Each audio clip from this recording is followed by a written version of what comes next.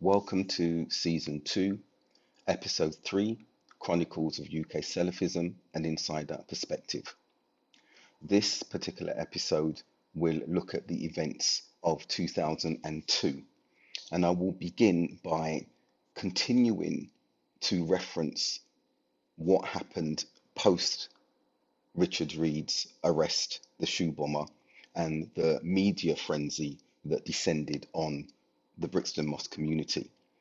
And while recounting that, I think it's important to discuss that particular day and during the Christmas week holiday, bank holiday, and Boxing Day, and the subsequent days, New Year's Eve, New Year's Day, because the intensity was unlike anything we had experienced or ever prepared for. And I remember on one evening, after the media interviews had died down, we were informed that a minibus had parked up on the road, which was very busy with transportation and media buses and their antennae and the like. But one van in particular, I understood it was a white van, had individuals sitting there watching, observing the events of the day outside Brixton Mosque. And even colleagues notified me that they'd found a few Molotov cocktails, petrol bombs in bottles, those who know what a Molotov cocktail is, positioned around the front of the mosque, a few bottles at that, not too many. We were later to learn that that was Combat 18, an extreme far-right organization that had come to the mosque, and the allegation or the understanding is that they were going to do something, an act of what we would call terrorism and vandalism, and they'd obviously decided against it. And a few days later, one of the colleagues, community members, contacted me and was bemused. He read out to me an excerpt from the BNP, the British National Party, racist movement, an excerpt talking about my interviews and lauding me for being a good representation or representative of the British Muslim community against extremism.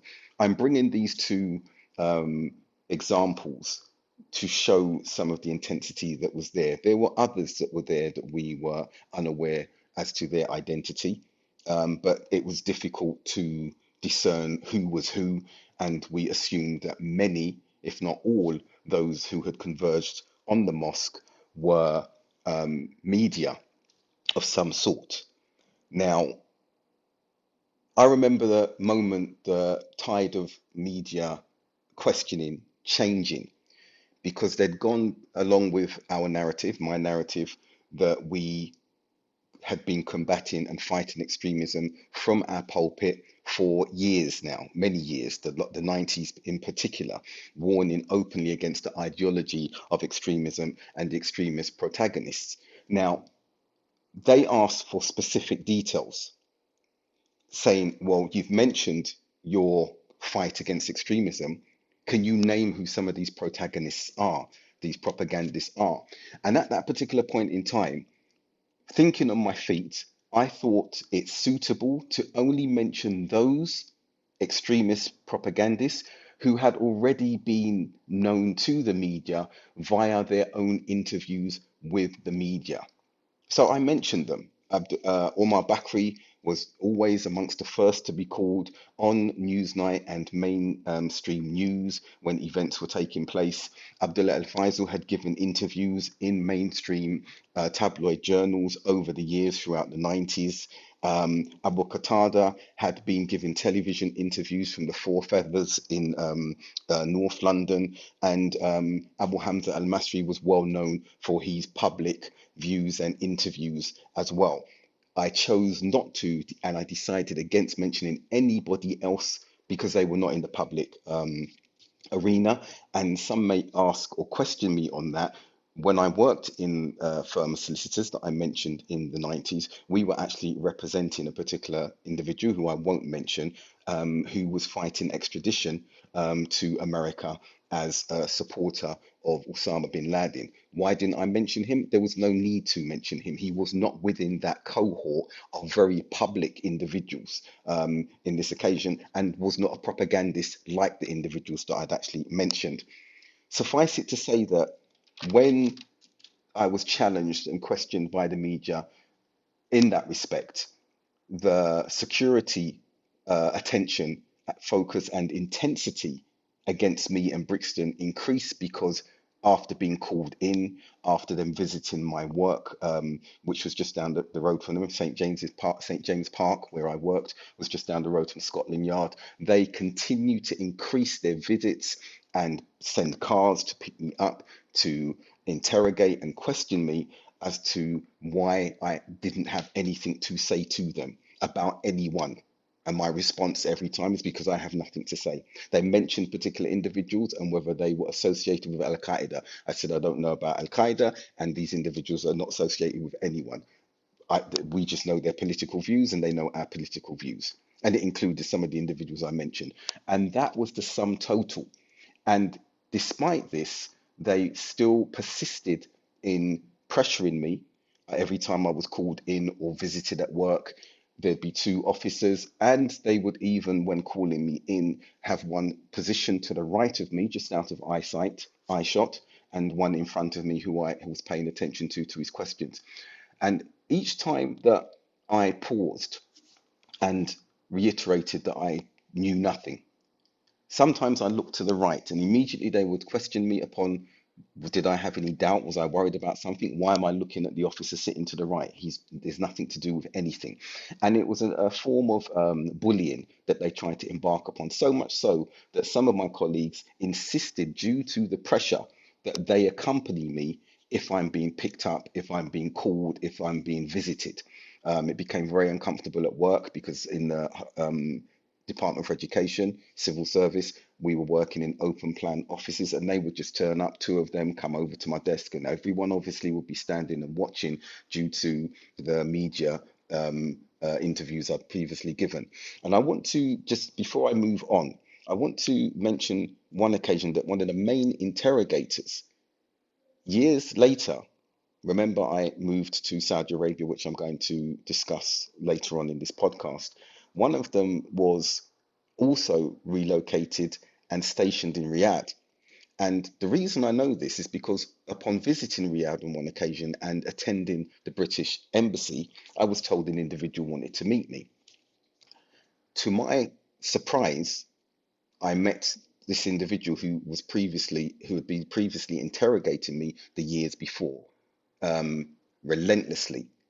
And when he approached me, he saw my apprehension. He asked for me to speak to him privately, and I wanted to know why. And the moment we got into a private room, the first thing he did and said, I remember this very, very clearly, he said, I want to apologize to you for the manner in which we treated you.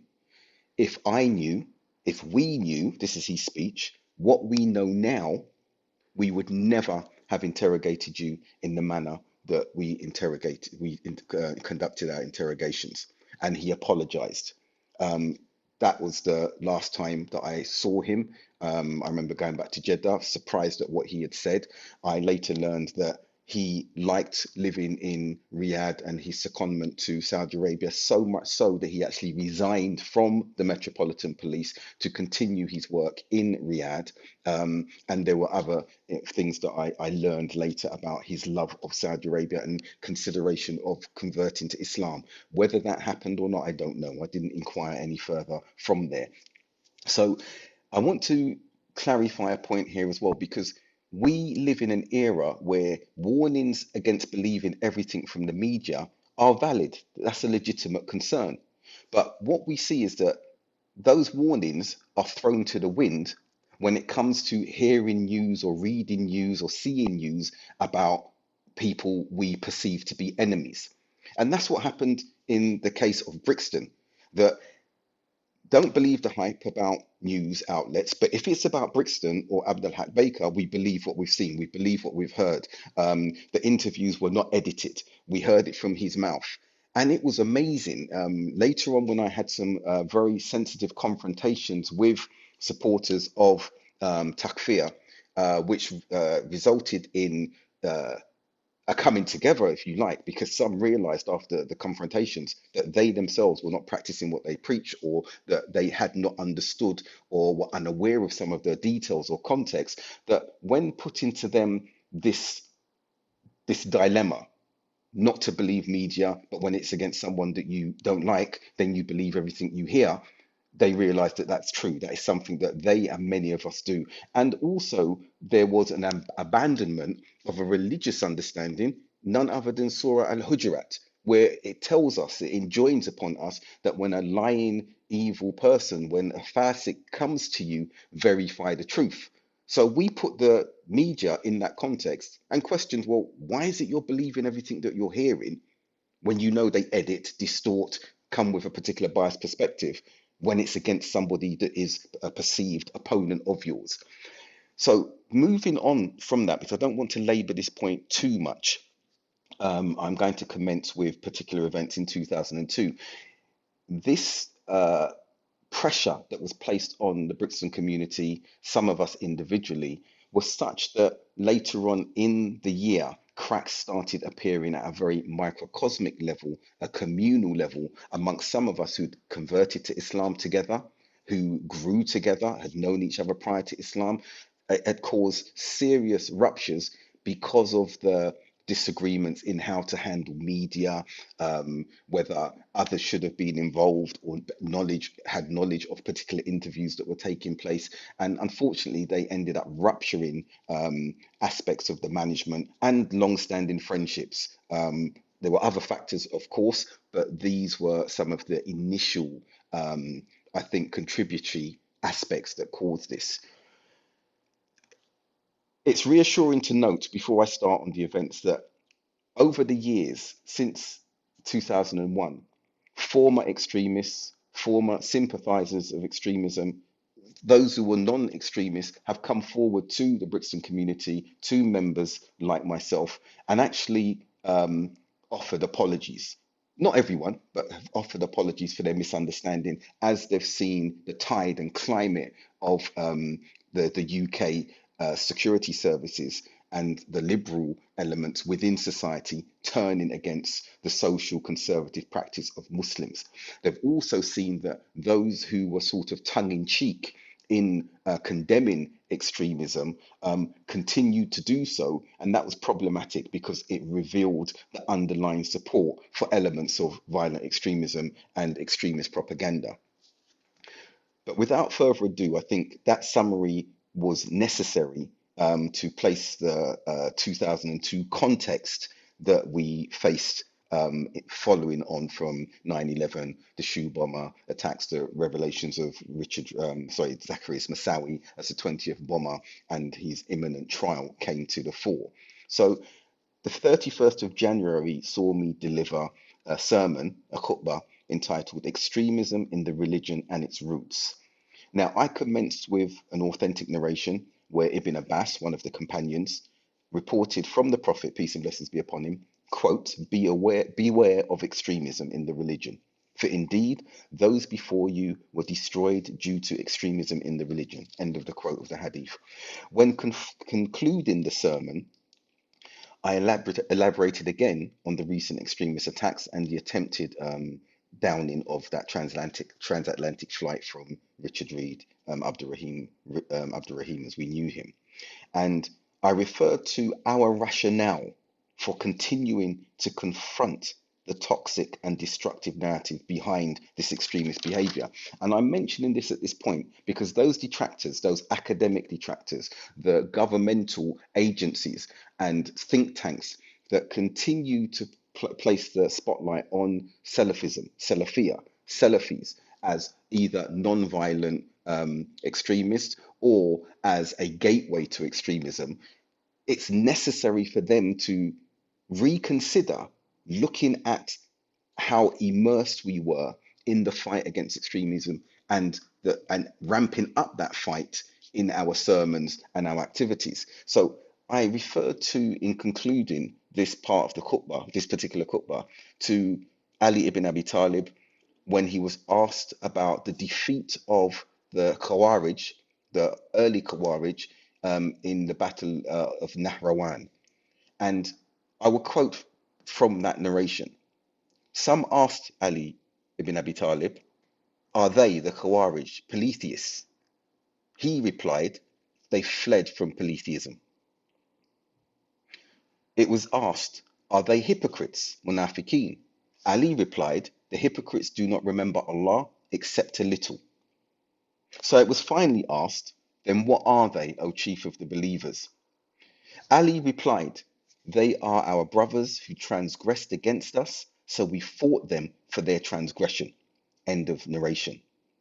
So this is an evidence of the balance that the Salafis, that Salafism had in combating the extremism of these individuals, but at the same time, not condemning them forthright and elevating the vitriol against personalities, as we saw, unfortunately, from some segments of our own Salafi co-religionists. Because we saw narratives and behavior that was unbecoming of what Salafism stood for. And I have to say this is a profound statement for some, but it is an actuality that in my personal experience and wider engagement, that I've met individuals who were sympathetic to extremist beliefs and or extreme themselves, and I found that they were more sincere in their love for the Muslim Ummah, their love of Islam. However, the politicized understanding that they had adopted had corrupted aspects of their belief. I found them more sincere than some of the Salafi minorities who were behind this vitriol and this damning of anyone who was not adhering to their specific understanding of Islam, or who did not agree with or subscribe to the group and the methodology of that group, not of Islam, not of Salafiyah, but of the group that was emerging, that is what we know as a very toxic cult today. Proceeding forward, suffice it to say that the perceived disdain that this minority element amongst the Salafis had for wider society and the wider Muslims, because there is a problem amongst the wider Muslim populace with elements of Salafis and Salafism itself. And some of it was directed to us at Brixton and to myself as well. Hopefully, that's been tempered with an understanding of the differences between some of the Salafi entities in the UK. But that perceived disdain can only be connected or attributed to the behavior of that minority of Salafis that I've highlighted in this particular instance. And unfortunately, that negativity and the negative perceptions continue to plague most of the Salafi movement today. And it's a problem that from within still needs to be addressed. And I will say that my own community, to a greater extent, or smaller extent, however we look at it, still needs to address elements of that. However, as a convert community, it's always been a more outward embracing Salafi community, due to the fact that we are converts and that the wider community includes members of our families who are not Muslim. The next sermon that I delivered was a repeat from 2001, and that was on the 22nd of March 2002, Believers in the Times of Fitna and the Need to be Patient. On the 5th of April 2002, I delivered a sermon entitled Oppression. And from that sermon, there was a particular verse of the Quran, verses of the Quran that I cited in the beginning, and I will quote the English rendition. beginning with, and those who, when an oppressive wrong is done to them, take revenge. The recompense for an evil is the like thereof. But whoever forgives and makes reconciliation, his reward is with Allah. End quote. And I want to read my explanation of that verse, the context of that verse within the environment and atmosphere we were facing at that time. I explained, quote, revenge here is not in the way of suicide bombings, as has been mentioned numerous times before. Revenge has to be on the basis of permissible means of warfare, end quote. Again, this was the Salafi rhetoric. This was our continued combating and countering the narrative of extremist rhetoric and propaganda.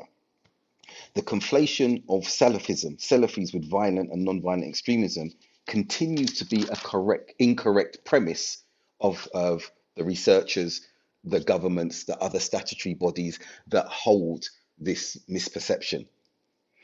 On the 19th of April 2002, I delivered another repeat sermon from the previous year, entitled The Effects of Sins and the Need to Repent.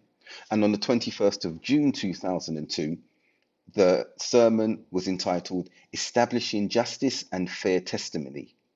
This sermon focused on bearing false witness and hiding the truth, casting aspersions and doubts, and blind following.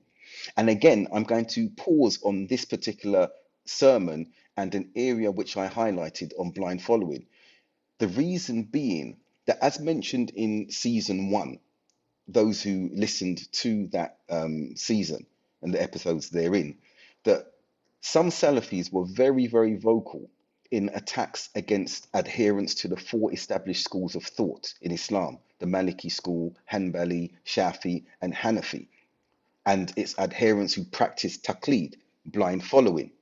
Initially, all of us as Salafis were very vociferous in our criticism and attack. However, many of us, as we developed, and I will go off at a tangent here, I mentioned the 4-stage cognitive theoretical framework I developed in my PhD. As many of us developed across that, moving from the earlier 2 stages to a more actualized understanding, we realized that there was an even more, if you like, reprehensible practice of blind following from some of our Salafi co-religionists that are now the cult that you hear me refer to occasionally.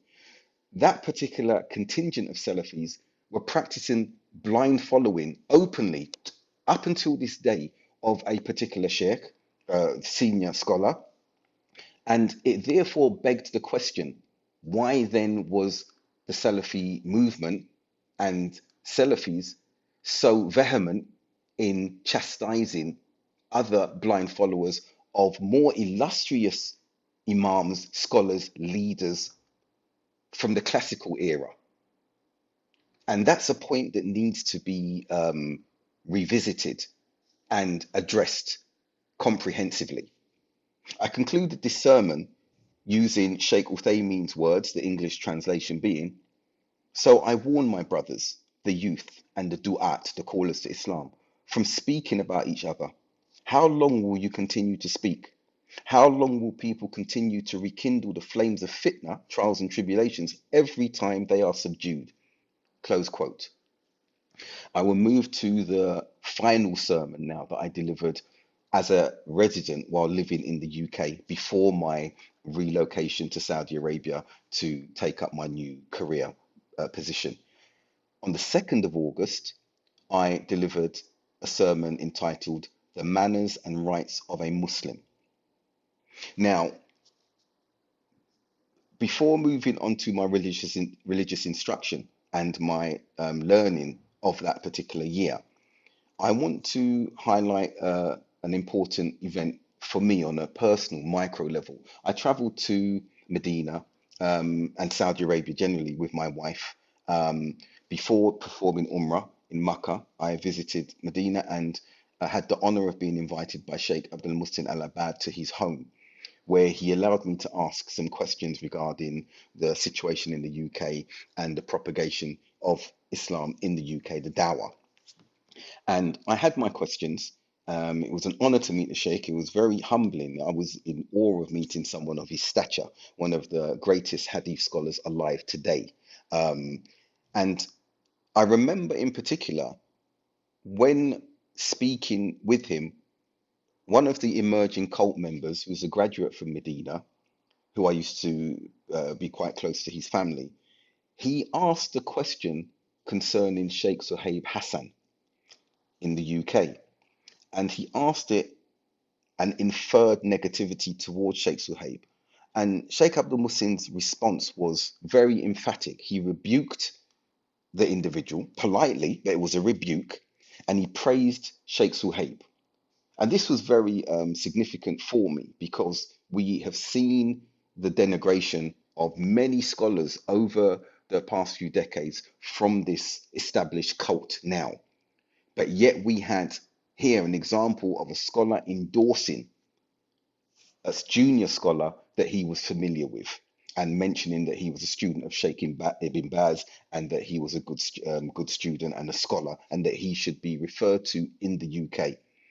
In Makkah, I also visited Sheikh Rabi', and in Jeddah, I had the honor of being invited to Sheikh Al Abana's house. And on the last occasion, he invited my wife and I for dinner before we returned to the UK. With that, I'll move on to religious instruction now. We had a Return to Ilm, Return to Knowledge 8 conference. It was the 8th conference of that nature. And the attending scholars were those who had attended previously, plus one additional, who I can't recall his name. It was a sheikh from Cardiff, but the scholars who were attending were Sheikh Mohammed Musa Nasa, Sheikh Salim Al Hilali, Sheikh Ali Hassan Abdul Hamid Al Halabi, and Sheikh Usama Kursi. And the sheikhs on this occasion resided in my home. And that was the home I referred to where the federal agents from the US visited shortly after 9/11, which was near Brockwell Park. And I managed to share some invaluable moments with them over dinner, over walks in Brockwell Park, which would forever be a source of great comfort for me. Now, I informed them that I was scheduled to depart to Jeddah, having taken a career break from the Department for Education, from the Department of Education and Skills. And the sheikhs were unhappy about this. And I recall on one occasion when returning from a restaurant to bring back some refreshments and everything for them, they basically told me to decline the offer in Jeddah and actually confirmed that they had decided upon a fatwa prohibiting me from leaving Brixton to travel to Saudi Arabia. This caused me a great amount of consternation and discomfort, and they can see that.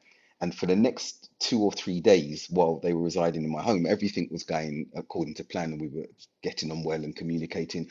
I was persistent in my questions, asking them to withdraw this fatwa and this edict, and why have they placed such a burden upon me? And I wanted to go to Saudi for this new opportunity with my family.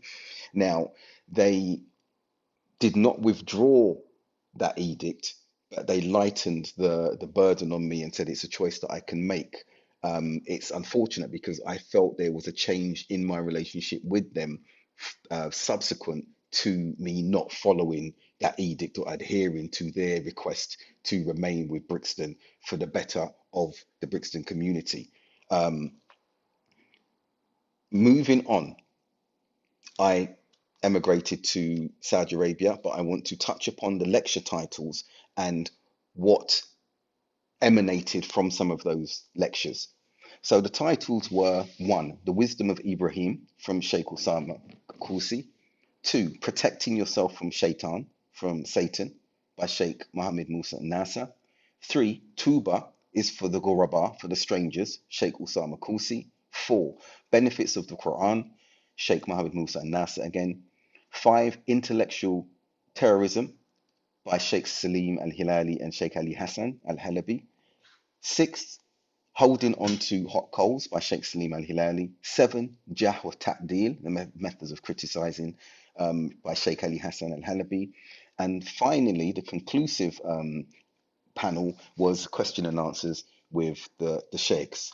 Now, from the benefits of the first lecture, Sheikh Usama Kursi highlighted the difference between the people of Sunnah, the mainstream, and the extremist propaganda, in that when those who are propagating the truth accurately, when they're propagating the correct Islam, it really, if ever, brings harm upon the wider populace of Muslims or society.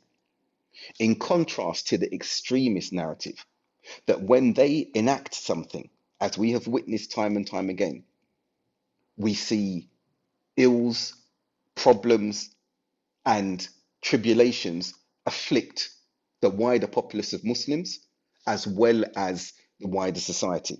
And we only have to look at a handful of actions, terrorist acts, and the subsequent events and ensuing events and heavy handedness of non Muslim societies upon Muslim societies. What happened to Iraq?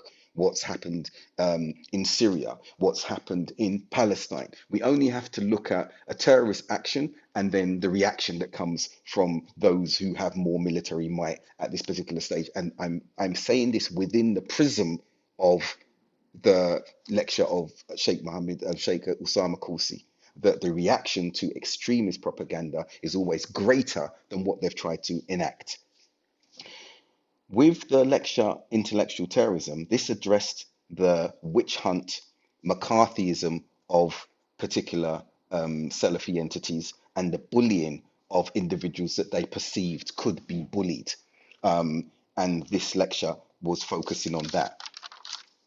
Before concluding on this conference, the question and answer session ended very controversially, because towards the end, just as the adhan for the Maghrib prayer was going to be called, Sheikh Salim was in the process of completing the question, and he swore by the Lord of the Kaaba about an event with Sheikh Rabi' that reached Jeddah by the evening.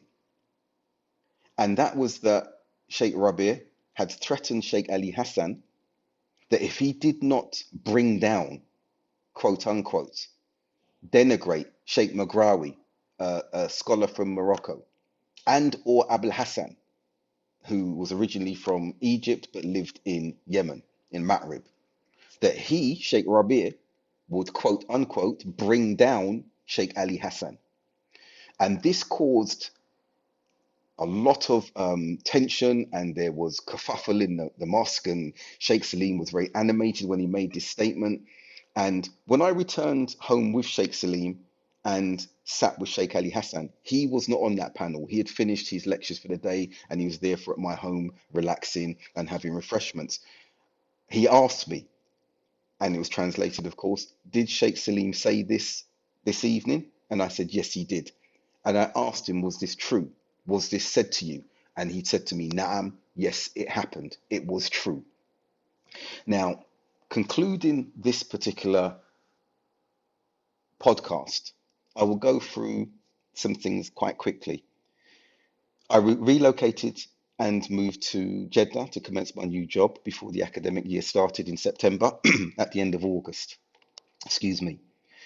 The strain of that past year I've already alluded to, particularly after 9/11, had a severe impact on us in Brixton and the management and colleagues who used to be close to each other, and more splits started emerging, including long-standing friendships.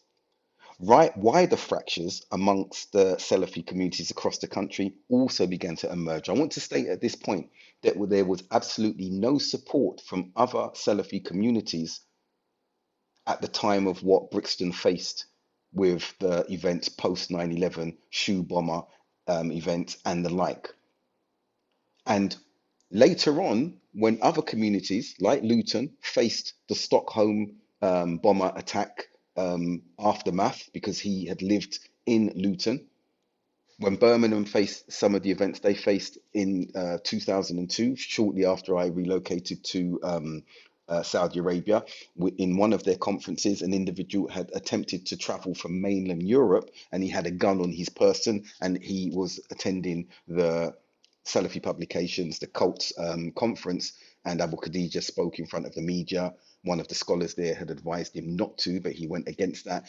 All of that from a distance We were ready to speak if the media approached us in support of our Salafi co-religionists, but that was not afforded to us, even though our events preceded theirs.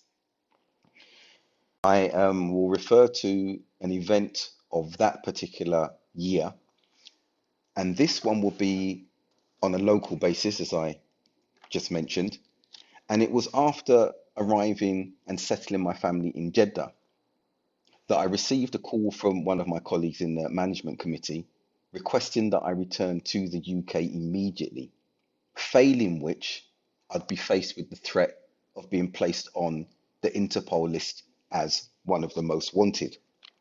I remember asking him, "What's this about?" He sounded nervous. He didn't want to give too much detail.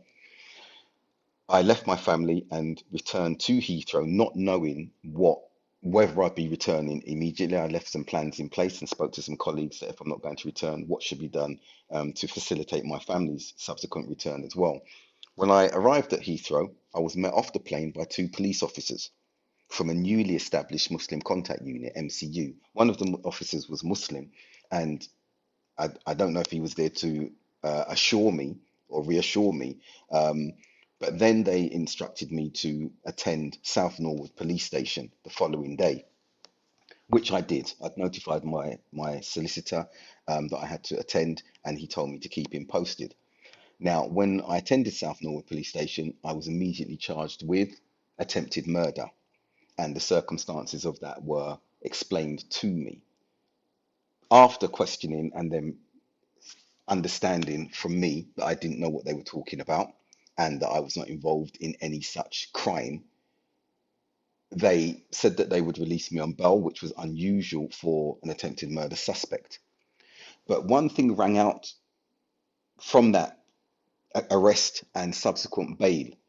It was stressful enough, and the preceding year was also stressful with the events of 9/11 and the shoe bomber attack, attempted terrorist attack, still ringing loudly in my ears, and the ensuing media and everything that was taking place. Not to mention the negativity coming from a very small minority, but a loud one at that, from the Muslim community. And this is what they said to me as they bailed me, that they were concerned that what happened to Malcolm X would happen to me. And it was a concern of theirs. And that's the last words that they said to me. Now, I had to then work out with my lawyer what was going to happen. I'm on a charge that has not been removed. They've bailed me, which is very unusual. What does that mean? And in the year to come, the next 9 months, after persistently asking about the charge, was it going to still be held? Would I have to come and remain in the UK? It was eventually withdrawn with no explanation whatsoever. However, if authorities check, they will see that incident is still recorded on their official records.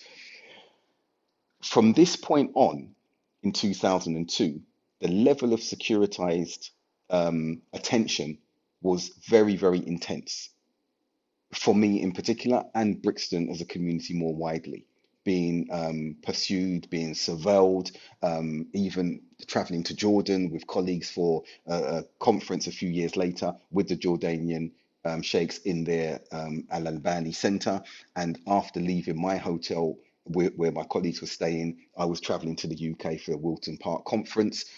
And the secret police attended looking for me, but they weren't looking for any of my colleagues whatsoever. And I'm mentioning this and being very transparent here because I want to conclude by making it clear. I cannot speak on behalf of all Salafi entities in the UK, but I can speak on behalf of Brixton as a community and by extension Luton as well, who were very firm in our stance regarding authorities pressurizing us, and if they did not receive satisfactory answers, which they didn't by their subsequent behavior, placing pressure and insinuations that we ourselves were extreme.